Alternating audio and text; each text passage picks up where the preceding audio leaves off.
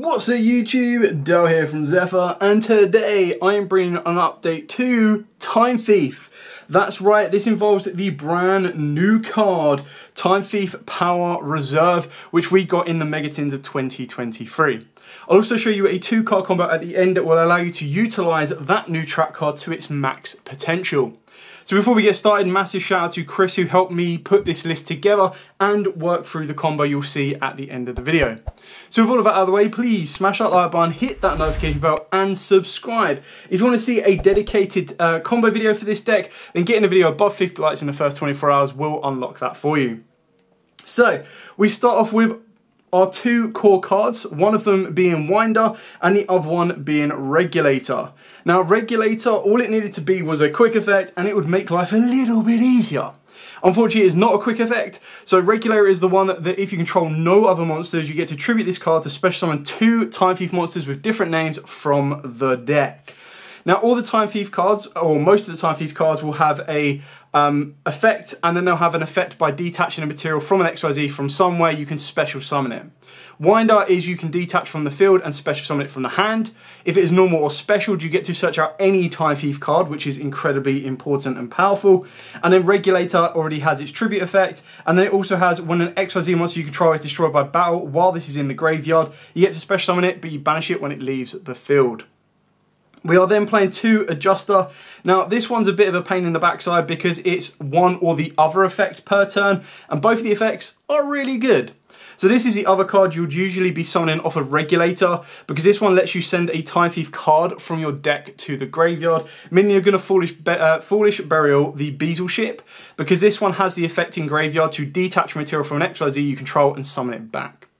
The other effect of Adjuster is that if you normal or special summon a Time Thief monster, you get to special summon this card from the hand. The issue is that, of course, you can only use one or the other. It should have been you can use both the effects, but only once per turn. Would have been cool.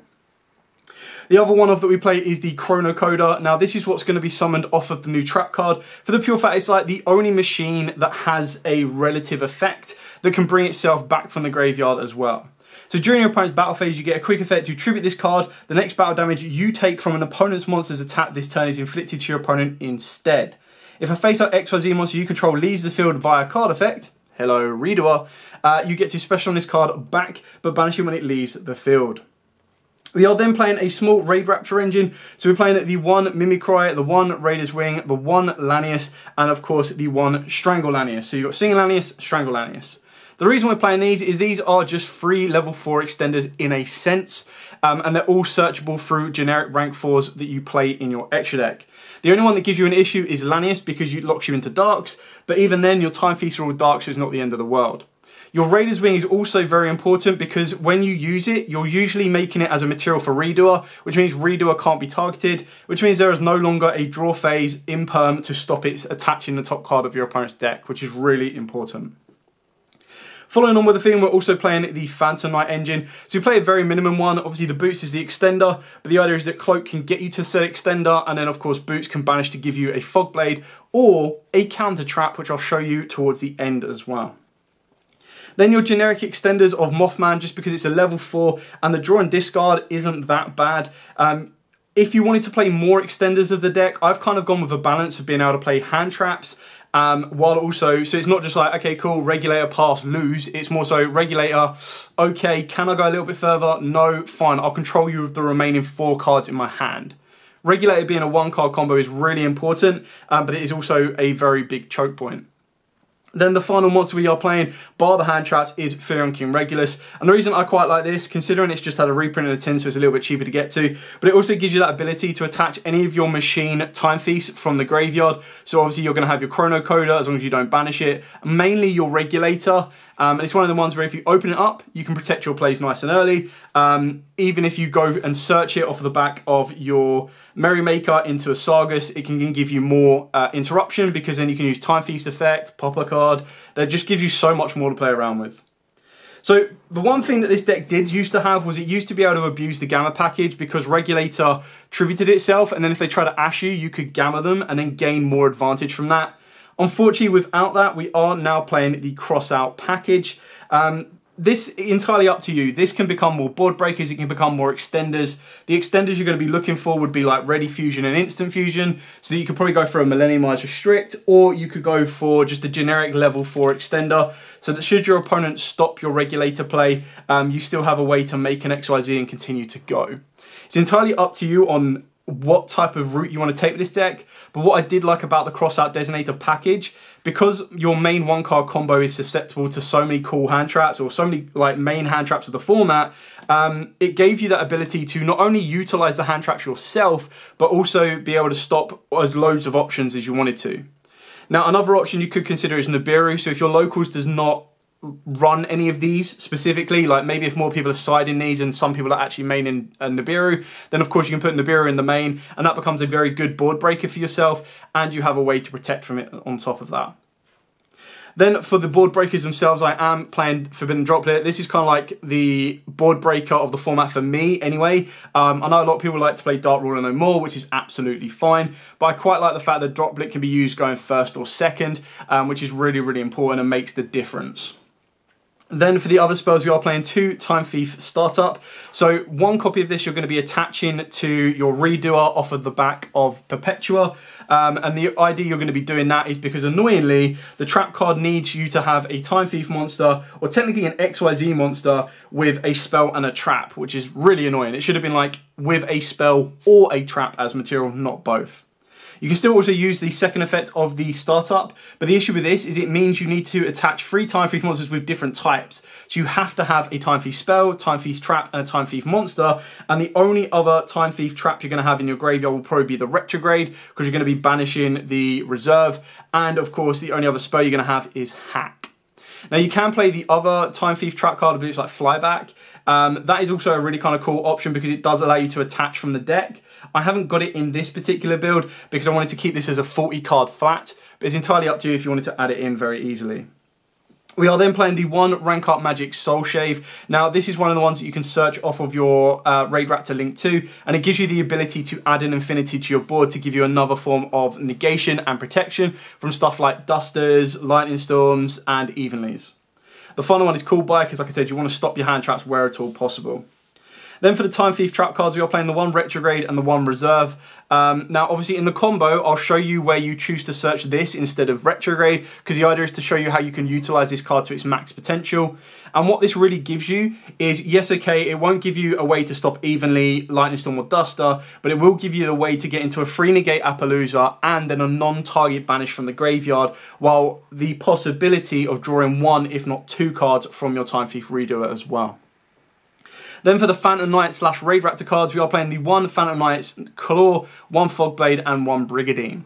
Now all of these you pretty much search and go through on your combos, but I did have originally 2 Fogblade, but what I liked about the option of having the Phantom Knight's Claw is with Fogblade your opponent can respond to it. Your opponent can go, okay, well, chain Cosmic, chain MST, chain Twin Twisters, or chain another monster on the board.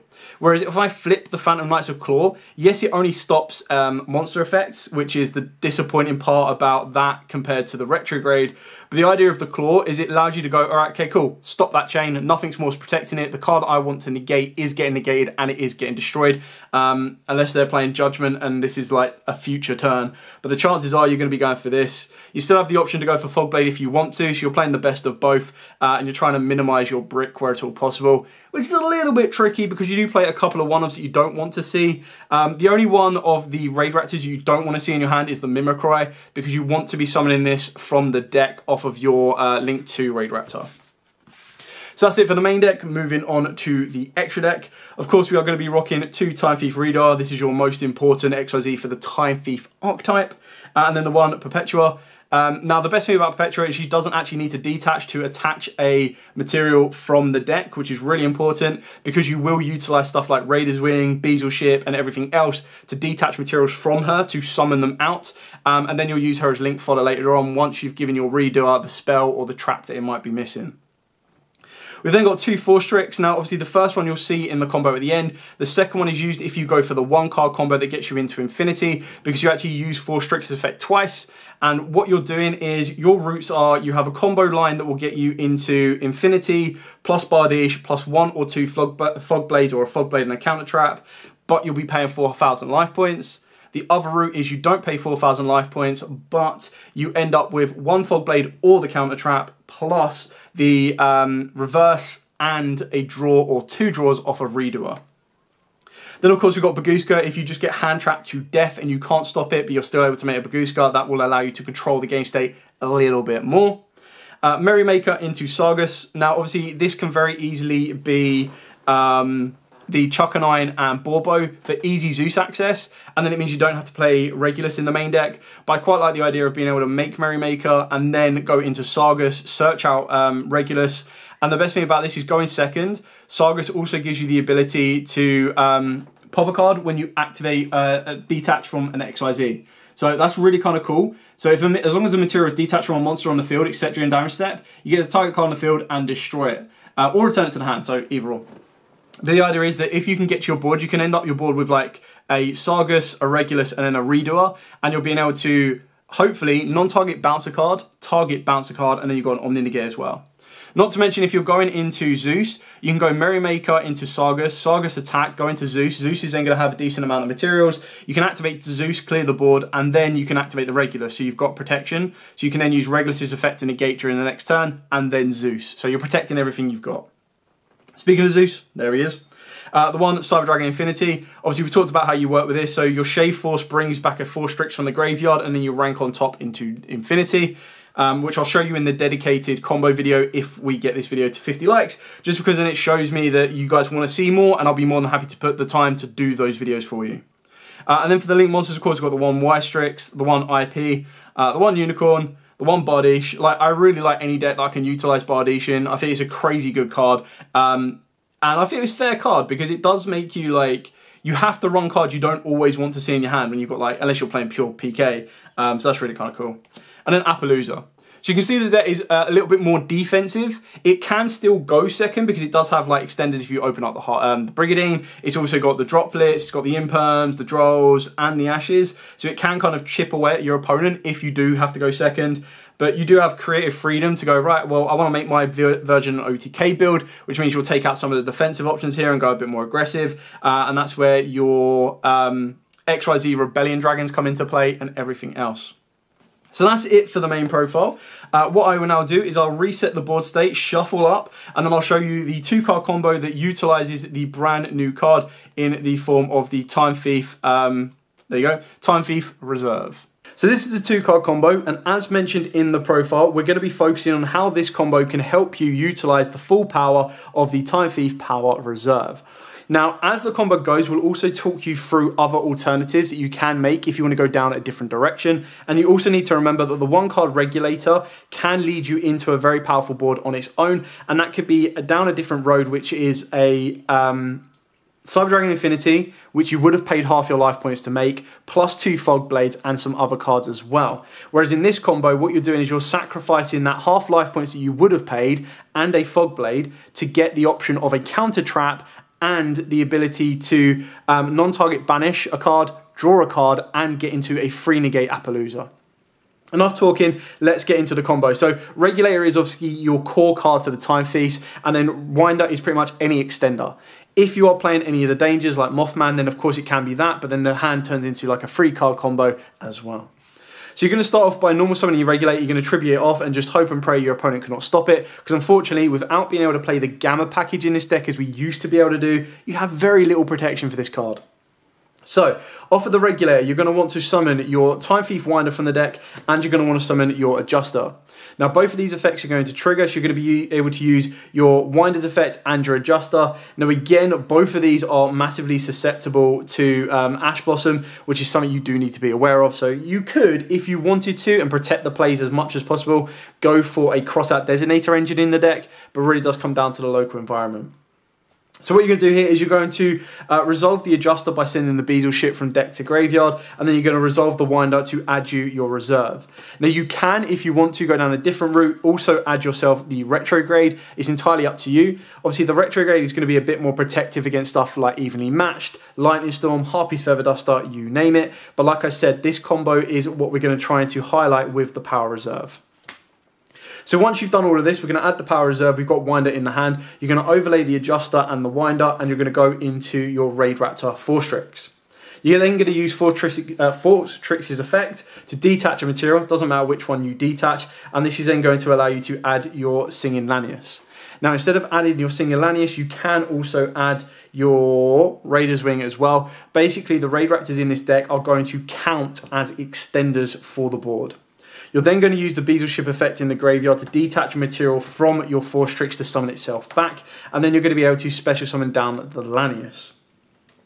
You're then going to want to link 2 off. Again, it doesn't matter if you do the Laniuses, it doesn't matter if you do the Beazle. Ideally, if you do the Lanius, you're able to keep this in the graveyard for the next turn because you don't want it to get banished. So you're going to link those 2 together and you're going to go into your Raid Raptor Fortrix. The best thing about this is if it is link summoned, you get to special summon a Dark Winged Beast monster directly from the deck. So the one you're going to want to go for is your Mimicry, and that will come apparent very shortly. You're then going to overlay these 2 together and you're going to go into your Perpetua. Now this is the first time where the combo would change. The normal route that you could do is this would go into a second Fortrix, and that's how you can get the quick play rank up off of the back of the Y-Strix to go into an Infinity. But like I've already mentioned, this is all about being able to utilize the reserve so you can highlight the new card of the deck. So you're going to use the effect of Winder in your hand as the extender. Now obviously you don't need to detach any of these specifically. Like if this is just any extender, then you can keep the materials on the board. You do just want to ideally try and get the Mimicry to the graveyard. So you're going to detach the Mimicry, you're going to summon down your Winder, and then you're going to have the ability to use the Mimicry effect from the graveyard, and this will then allow you to add a Raid Raptor card. So the one you're going to want to go for is your Raider's Wing. Now obviously if you already naturally open this up anyway, you can ban it, you can still detach this off of it, and then banish it and get you another Raid Raptor card. We're just going with the base minimum of what you can open and where you can go. So getting into the Raider's Wing, you're then going to be able to detach the final material off your Perpetua and summon itself down. Now the best thing about the Raider's Wing is why you want to save it for your material, is this then gives whatever Dark XYZ monster you make immunity from being targeted. So that's why you're going to want to link your Y-Strix with your Winder or your Extender, as long as it is a Dark Extender, and this is going to allow you to get into the Phantom Knights of Rusty Bardiche. Now keeping in mind, if you wanted to add more extenders to the deck, you do have stuff like Ready Fusion and Instant Fusion, which are great extenders as well because they can become protection in the form of something like a Millenniumized Restrict, but you can also use them for any Dark Rank 4, and that is the best free extension because even if your Retrograde does get stopped, if you've got 2 extenders to the board, you can still continue to make your plays.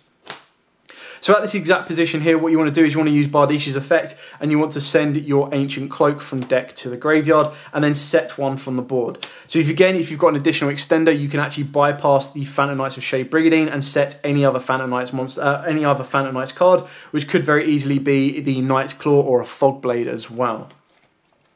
At this point here, you can also banish your Ancient Cloak from the graveyard, and this is going to allow you to add the Boots, which is just going to become a free extender as we continue to play on. You're then going to activate your Shade Brigandine, and in doing so, you can overlay the Shade Brigandine and the Raider's Wing and go into your Redoer. You could technically trigger the effect of Bardiche if you want to, but you kind of want your cards on the board. The best thing with how you've made your Redoer here is you've got a trap card for the non-target bounce, and because you're using Raider's Wing, it can't be targeted by your opponent's effects, which means they can't draw phase in permit, so you're always going to guarantee to get that card off the top of your opponent's deck. So now what you're going to want to do is you want to use Perpetua's effect, and surprisingly enough, it doesn't detach to attach a Time Thief card from your deck. And the card you want to go for is Startup, just because this is the best spell to get. And really annoyingly, Konami was like, here, have a brand new Time Thief card. The base core cards effects of it are really good. Summon itself and another card, great. Also, non-target banish when you banish it from the graveyard. But you need to have a XYZ with a spell and a trap.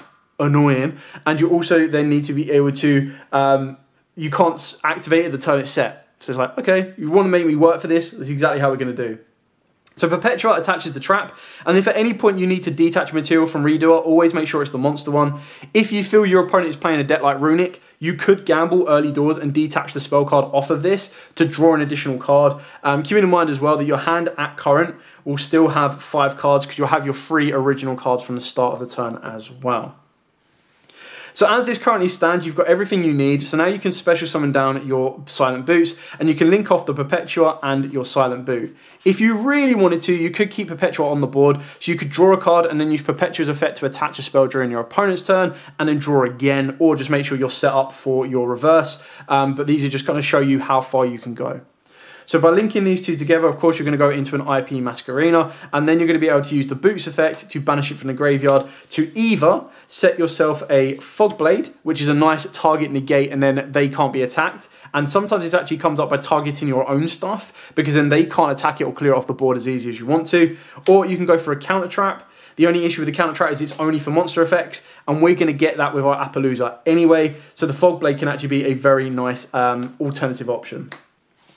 You're then going to set your reserve, and like I said, you've still got 3 cards in the hand. So these can be imperms, these can be the hard draw of the counter trap for your Time Thieves. You really have loads of different options. So with the 3 cards left in hand, you're going to pass your turn here. Obviously, during your opponent's draw phase, you'll be able to attach a material to Redoer. And again, if it's a spell you take, you're going to be able to activate this effect to draw a card and not put the reserve's graveyard effect in jeopardy. Once you hit the main phase, you're going to want to activate your Time Thief Power Reserve. Now keep in mind, if your opponent does decide to go, okay, cool, well what I'm going to do here is I'm going to activate Harpy's Feather Duster. The best thing to do is you can go Chain Link 1 IP, Chain Link 2 Reserve. Reserve would then obviously special summon itself as a normal monster, and then it will special summon one from the deck. And the best one to go for is the Chronocoder, because it has a graveyard effect. You would then resolve IP, which would link you all of these together, and that will then allow you to go into a 3 negate Appaloosa. Keep in mind, it just needs 2+ monsters with different names except tokens, and it's also going to gain the benefit of being protected because you used IP's effect. Now, with this, as it currently stands, even if you did get Harpy's Feather Dusted, Fogblade goes, not the end of the world, because then we can loop it back with, we can loop back the Bardiche during the next turn. So what we now have is we have 3 monster negates in the form of Appaloosa. We have a monster negate in the form of Fogblade. We've then got the ability to non-target bounce and draw a card. But before we do that, you're going to want to make sure you use the graveyard effect of your Power Reserver. And this is going to give you the ability to non-target, banish 1 card your opponent controls. And then you are free to utilize the Redoer's effect to go, okay, cool, detach all 3 to draw a card, bounce a card, and run away. So you've got the ability to do all of that. You'll still have your 3 cards in there. And you've got the Fog Blade should this Appaloosa be threatened by an attack or anything else, and you're still able to play through. Now, of course, as you saw this combo, there's loads of different options you could go for. Like if you've got more cards and you'd rather go for a Unicorn than going into an Appaloosa, you can do, as long as you use the trap card and then leave the Chronocoder on the board, which isn't that bad of a thing to do, because the Chronocoder has the ability that during your opponent's battle phase, you can tribute this card. The next battle damage you take from an opponent's monster's attack this turn is inflicted to your opponent instead, which is really, really important. On top of that as well, as this play has resolved, because we banished Time Thief Redoer and it ran away, you get the ability that if a face-out XYZ monster you control leaves the field by card effect while this card is in the graveyard, you get to summon it back, but banish it when it leaves the field. So even then, you've done all of this, this comes back to the board, you've now got the ability to inflict the damage to your opponent rather than yourself, and if your opponent doesn't read this, they're going to get hit with that quite hard. So that's it for the 2-card combo. Now, obviously, we know this is not the 1-card Kashtira combos. This is not the low-level card combos in order to go for Runics or anything like that. Time Thief is a fun deck. For some reason, Konami keep giving us cool cards, but then give restrictions to it. They probably went, okay, well, we made Time Thief Reader, which was stupidly broken for rank 4 decks. Now, all the future support for Time Thief need to have a little clause that make sure it's not so broken. But the new trap could have very easily replaced Bardiche, which would have been great. But that is it for the new combo, just to kind of show you the new routes you can go. What I like about it is it does have some flashes of the old combo with using the Phantom Knights and the Raid Raptors, which I think is really kind of cool. And then it utilizes the new cards. It utilizes Perpetua more importantly than previous versions of the deck did, which is really kind of cool. And then being able to still maintain your Time Thief Redoer plays and everything else. The best thing about it is the flexibility of the combo as well. So as you've seen in the past, the previous version of this combo would end on a Bardiche, 1 to 2 Fog Blades, plus an Infinity, plus a Redoer with a trap card. So you're able to set up your plays that way very, very nicely as well. And if you really wanted to, technically you could play an incredibly tiny Time Thief engine in something like Trap Tricks, because you're able to get this card to have a trap card more consistently with Brigadine if you choose to play it, and Holotia. It means that rather than making, like, again, you probably would rather make the Rafflesia, but you could make the Perpetua, and then Perpetua could then still attach the one spell you play in your deck to the Redoer, which will give you a nice draw option, a non-target bounce, and it's got the ability to utilize the Reserver if you want to, but ideally you want to try and keep this as a Time Thief deck, even though technically this is like a Time Thief, Phantom Knight, Raid Raptors, Dark, XYZ spam deck. But Still really enjoy Time Thieves. I think it's really cool. And the best thing about this, bar the trap card, this is all Master Duel legal as well. So massive shout out to Chris, as I said at the start of the video, who obviously built it on Master Duel and was given the task, and he did incredibly well, to include the power reserve. And yeah, the deck is interesting to see. Yes, it is very, very combo orientated, but it's still incredibly good. Anyway, thank you so much for watching. If you want to see a designated combo video, I'll show you the Infinity combo, I'll show you this combo again, and I'll show you the other combos the deck can make. Then make sure you get that video above 50 likes in the first 24 hours, as mentioned at the start, and I'll be more than happy to bring it for you. But for now, as absolutely always, stay safe, and of course, happy dueling.